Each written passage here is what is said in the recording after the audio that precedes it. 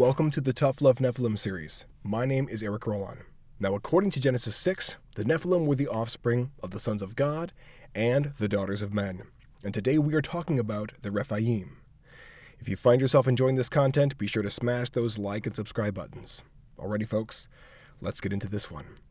Now, historically, the Rephaim were a Canaanite tribe that lived all throughout the land of Canaan, and notably in Ashtaroth-Karnaim, Genesis 14:5, in the land of the sons of Ammon, Deuteronomy 2:19-21, and in all Bashan, Deuteronomy 3:11-13.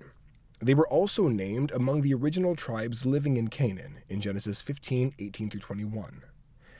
BDB Strong's Concordance reference H7496 renders Rephaim this way: ghosts of the dead, shades, spirits. BDB Strong's Concordance reference H7497 renders Rephaim this way: giants, Rephaim, old tribe of giants. Easton's Bible Dictionary defines Rephaim this way: lofty men, giants. The Aborigines of Palestine, afterwards conquered and dispossessed by the Canaanite tribes, are classed under this general title. They were known to the Moabites as Emim, i.e., fearful, and to the Ammonites as Zamzummim. Some of them found refuge among the Philistines, and were still existing in the days of David. We know nothing of their origin. They were not necessarily connected with the giants of Genesis 6:4.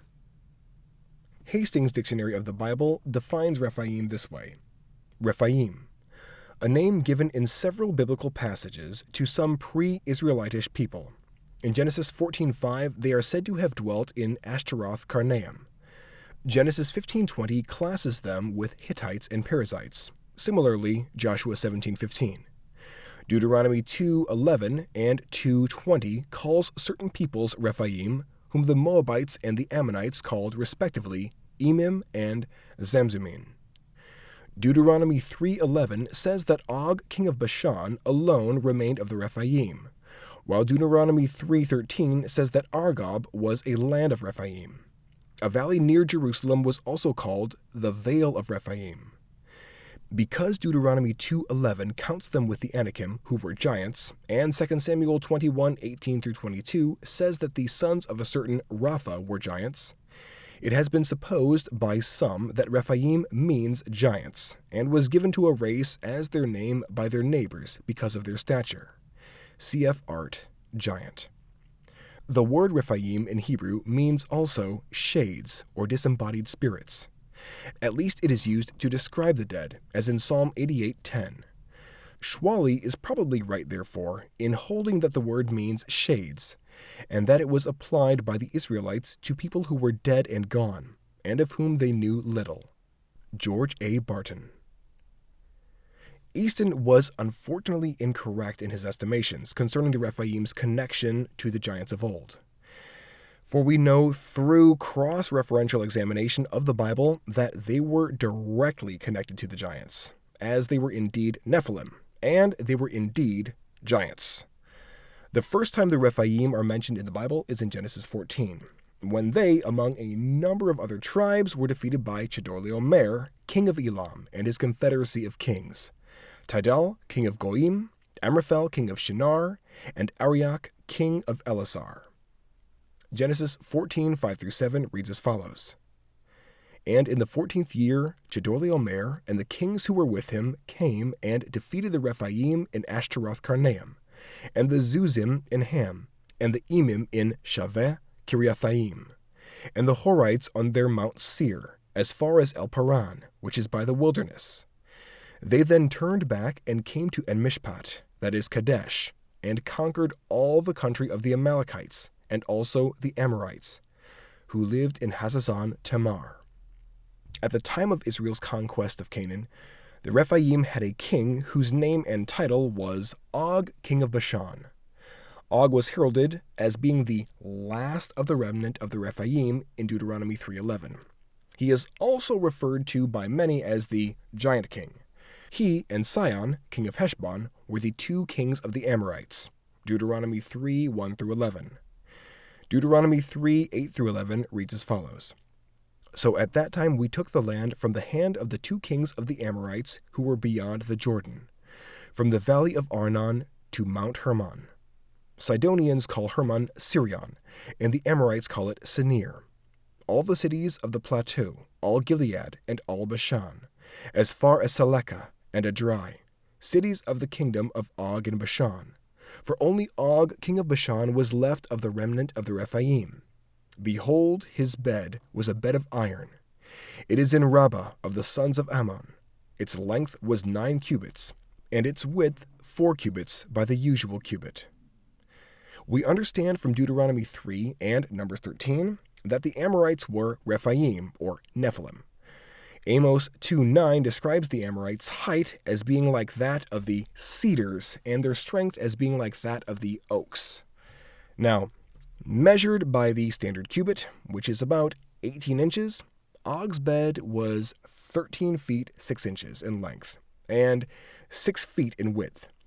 Now, with a body proportionate to his bed, Og's height would have been around 12 feet 6 inches or higher, and his width around 36 inches or wider. Measured by the standard cubit, Goliath of Gath stood at 9 feet 9 inches tall, and measuring him by the royal cubit puts him at a hair under 11 feet and 3/4 of an inch tall. So, Og had to be one monstrously sized individual. Even though Og is stated to have been the last of the remnant of the Rephaim in Deuteronomy 3:11, we know that he was not the last of the Nephilim in Canaan, as he had sons that were slain with him in a battle with the Israelites in Numbers 21:31-35. Later, after Israel was largely settled in Canaan, we also see 5 Nephilimic giants, including Goliath, come from the Philistines, and specifically from Gath. 1 Samuel 17, 2 Samuel 21:15-22, and 1 Chronicles 20:4-8. So, it makes me wonder if Og was the last of the pure-blood Rephaim, or if he was the last of the Rephaim residing specifically in Bashan at the time of the events in Numbers 21:31-35. And that was why the distinction of him being the last of the remnant of the Rephaim was made. This is likely the case, as Numbers 13 supplies us with at least 2 places outside Bashan where Nephilim were seen dwelling by the 12 spies who were sent in to do recon in Canaan. Now, it could be that Og was indeed the last of the Rephaim, period. If this is true, then we have a very, very strong case for an additional round, or rounds, of fallen angels taking wives of the daughters of men and spawning more Nephilim, which I personally believe happened regardless of Og and the circumstances surrounding him. The fact of the matter is that Nephilim were in Canaan before, during, and after the days of Og, king of Bashan.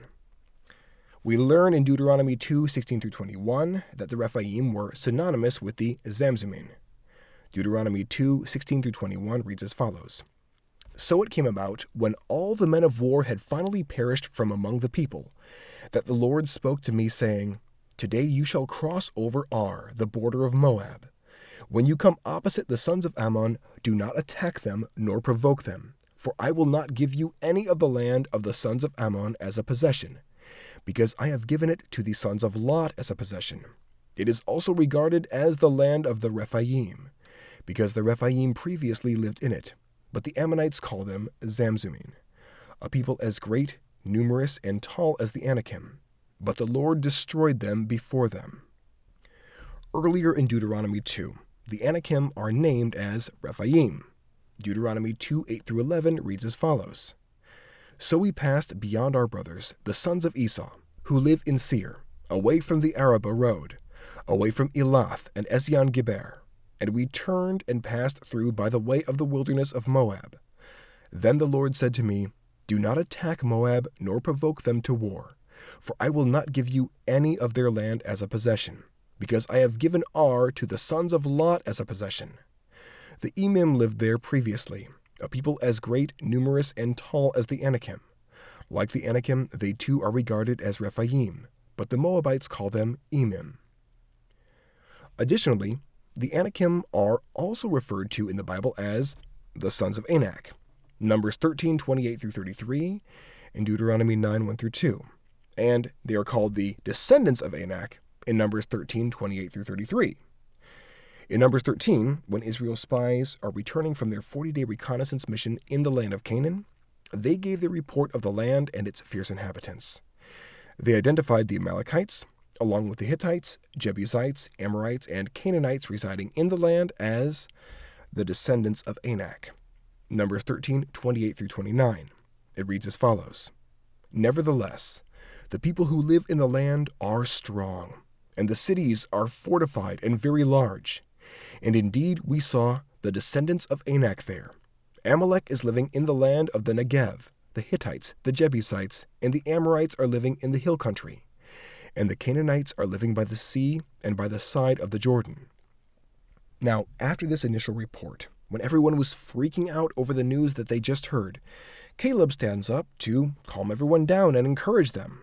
But 10 of the 12 spies returning from the land of Canaan were having none of it. And in their continued report in Numbers 13:30 through 33, those spies go on to describe the sons of Anak, not just as people of great height, but as Nephilim.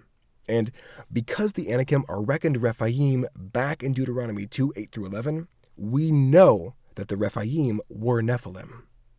Numbers 13:30 through 33 reads as follows: Then Caleb quieted the people before Moses and said, We should by all means go up and take possession of it, for we will certainly prevail over it. But the men who had gone up with him said, We are not able to go up against the people, because they are too strong for us. So they brought a bad report of the land which they had spied out to the sons of Israel, saying, The land through which we have gone to spy out is a land that devours its inhabitants, and all the people whom we saw in it are people of great stature. We also saw the Nephilim there. The sons of Anak are part of the Nephilim, and we were like grasshoppers in our own sight. And so we were in their sight. Now in this passage and in Genesis 6:4, the Septuagint renders Nephilim as giants. And as a progenitor Nephilim tribe, the Anakim were enormous, fierce, and powerful giants, as Numbers 13 and Deuteronomy 9 collectively point out. Deuteronomy 9:1 through 2 reads as follows: Hear, Israel, you are crossing the Jordan today to go in to dispossess nations greater and mightier than you, cities that are great and fortified to heaven, a people who are great and tall, the sons of the Anakim, whom you know and of whom you have heard it said, Who can stand against the sons of Anak?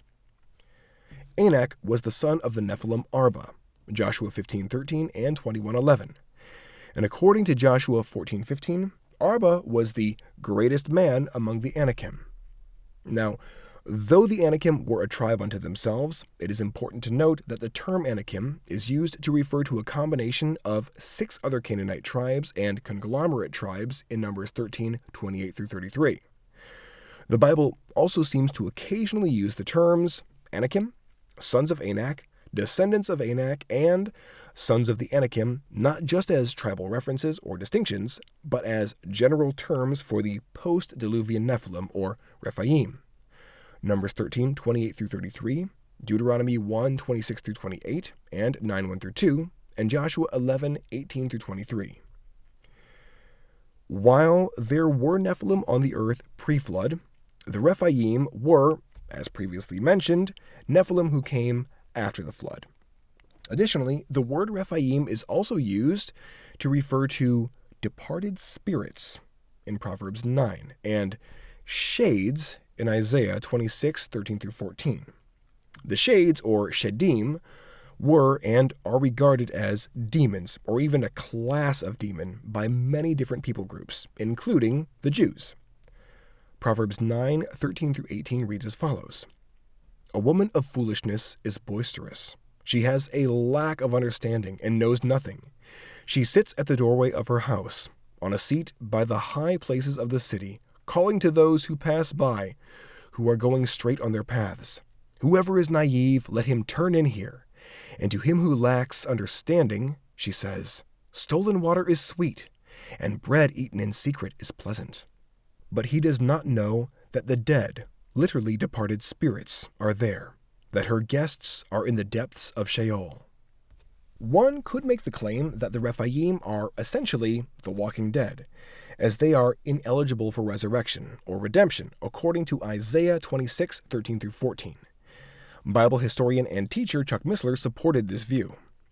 The Isaiah passage in question is the chief passage supporting the notion that demons are the departed souls of dead Rephaim or Nephilim.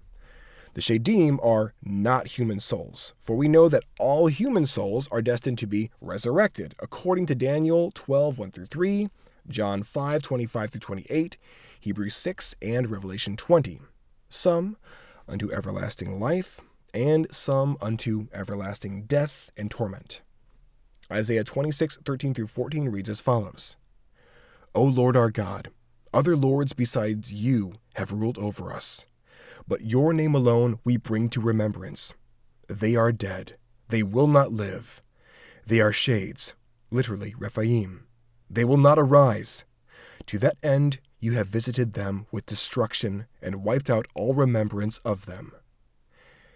In the Bible, there is one recorded battle between Israel and the Rephaim, where the Rephaim are specifically named. However, given that the Rephaim were synonymous with the Nephilim, we know that the number of recorded battles between Israel and them was vast. The one and only battle where they are named occurs in Numbers 21:31-35, with a recap in Deuteronomy 3:1-14, and Israel won that one. The final time the word Rephaim appears in the Bible is in Isaiah 17, during a grim oracle concerning Damascus. All that said, the Rephaim were definitively Nephilim. Thank you so much for checking out this video. I hope you enjoyed, and I hope you learned a thing or two. If you did indeed enjoy, then please smash those like and subscribe buttons and hit that notification bell. Also, if you like the work that I do and you'd like to support it, pop on over to my locals page. Donors there all get access to PDFs of my research papers, with endnotes included, and your support is greatly appreciated. Also, should I ever get kicked off of YouTube, I will still be carrying out the fight over on Rumble, so please pop on over there and give me a follow as well. You'll find all my links in my description box down below. Alrighty folks, till next time, take care, and God bless.